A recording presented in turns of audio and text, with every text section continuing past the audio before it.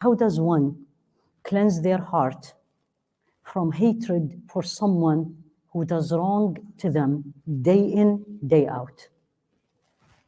Then she said, I promise myself every day that I will ignore and forgive this person for the sake of Allah. But I fail every day because something new happens. It really doesn't matter what this person does, but what matters is, this is what I loved about the question. Let's see if you will feel what I felt. She said, it doesn't matter what this person does. What matters is, I have failed Allah again, and all my good deeds are being eaten up by this hatred in my heart. I loved it. That's why I put it number one, هذا question. I feel immensely burdened by this, and it saddens me that I am not the better, bigger person to completely clean the state and forgive this person. Please advise. I don't know how old, where is she? I just got the email and the question. This applies to all of us. Nobody in this room, nobody with me online, nobody in this world have not lived a time, if not repeated time, where someone have bothered you, did an act of injustice to you. Truly, not you are perceiving it, it's real, right? Stabbed you in the back, disappointed you. So this is what when I read these, I say, welcome to the world. And this is why this life, dunya is dunya. So we all have to accept it, number one. Especially I'm talking to the young, because you are not yet, subhanAllah, I wish I was your age, but I didn't know anything and everybody was beautiful and nice. But the more we grow up, and it's part of the world and part of life. So this doesn't mean, okay, khalas, you do this to me, I'm gonna hate you. This is what I say to myself before I will give you the answer. And I actually, some of these answers I really researched. Number one, what is the difference between me and everybody else? This is very important for you. Where are you with Allah subhanahu wa ta'ala? It doesn't matter, I'm not seeing everybody. I'm talking between me. That's why I loved the second part of the question, which it doesn't matter what this person does. And again, I don't know he, she, who's that person? But it is every time I fail Allah, what is she looking at? She's looking at her relationship with Allah. That's where the starting point should be for everybody. Once you start seeing people, it gets very difficult, almost impossible. I really mean it. It's always whenever something good happens to us through people, or here we are, the first thing, it has to be two things. Why Allah allowed this to happen? Nothing happens without the will of Allah, right? When you say Jazakillahu khair, Allah allowed it. When you say you're the worst person I have met, Allah allowed it. So the first question is, why did Allah allow it? Meaning, what does He want from me? What does He expect from me? One. Two, how should I act in the way pleases Allah? Neither pleases me, nor pleases people. And this is where this verse in Surah Al-Hashr, and I highly recommend all of you memorize it like your name. And this is Allah subhanahu wa ta'ala, after He praised the Muhajirin, the immigrants, and then Ansar, the helpers, He said there is people who's going to come afterward. This is you and me.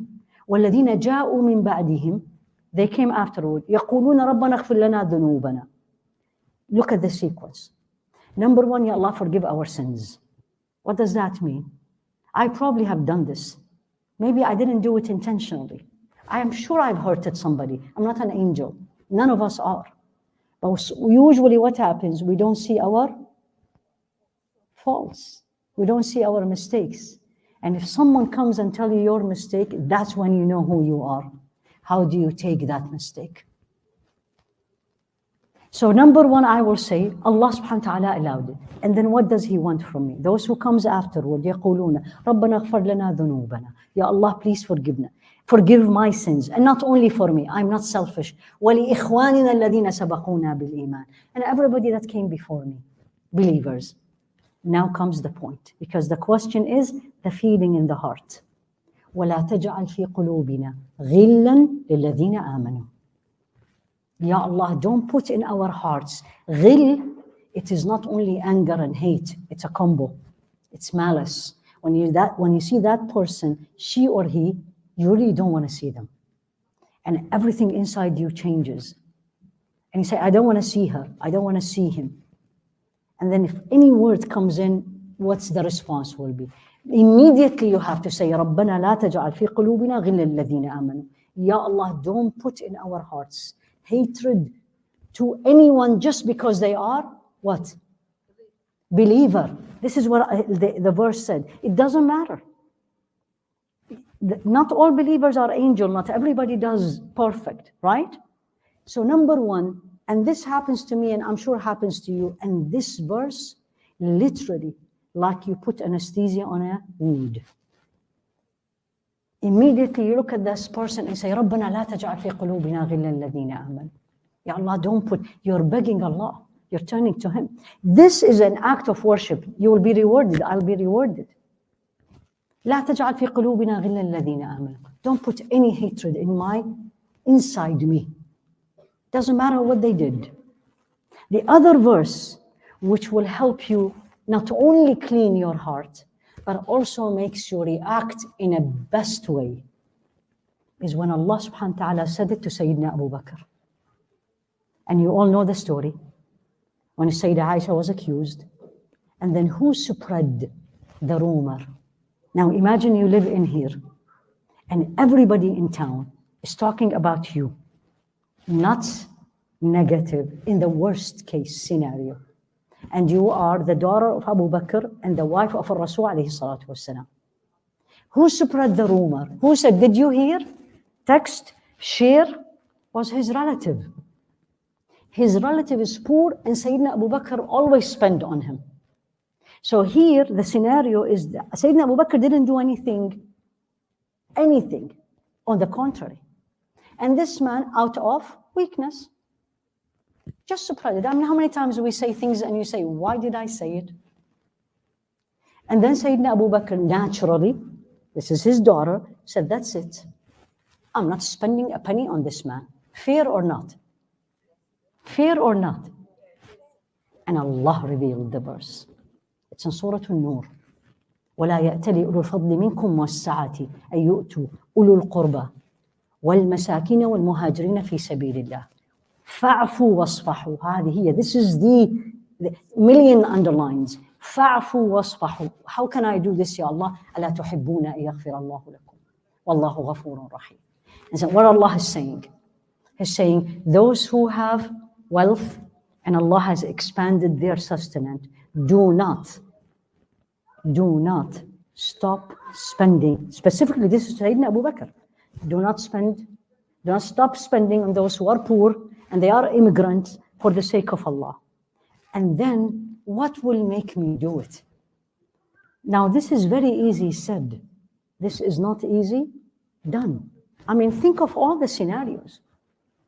And Allah says, فَاعْفُوا وَاصْفَحُوا. Two orders came to him. Forgive and pardon. Forgive meaning, I'm not going to retaliate, and I'm going to try to avoid you. فَاصْفَحُوا, there is nothing in your heart. And in general, I will respond even better. What a heart I need. Honestly, right? What makes me do it? The next in the verse. أَلَا تُحِبُّونَ أَن يَغْفِرَ اللَّهُ لَكُمْ. Don't you want Allah to forgive you? And I say this I remind myself all the time, because we all go through this. How many times you and me, and show me hands, we have disobeyed Allah? How many times? Right? Just today. Don't tell me the number. Did He kept feeding me? Gave me all the things, brought me in here, brought you here, right? Tomorrow will be, inshallah, even better.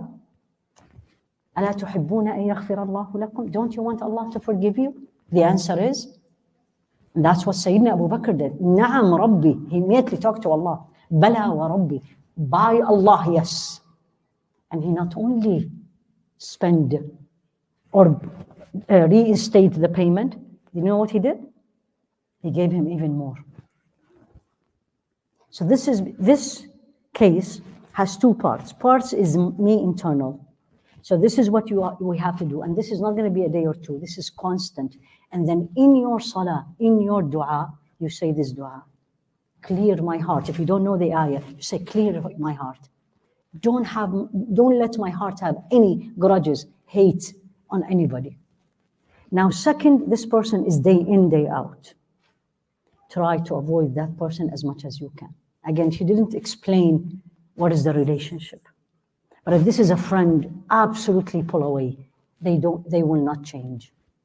You need to reach a point where you accept people the way they are. It's very hard, by the way, because you still have expectation. Avoid as much as you can. They text you, respond with one word. Respond, because it's actually salam and raddu salam. But minimum, one word. Don't argue. Don't try to explain. It's going to go nowhere. It's going to add. So again, I don't know. Imagine this is the parents. Imagine this is a child. Imagine this is a husband or a wife. In and out. That's what she said, day in. Or siblings. A lot of dua, and may Allah make it easy. Again, it is not easy whatsoever, but Allah makes things easy.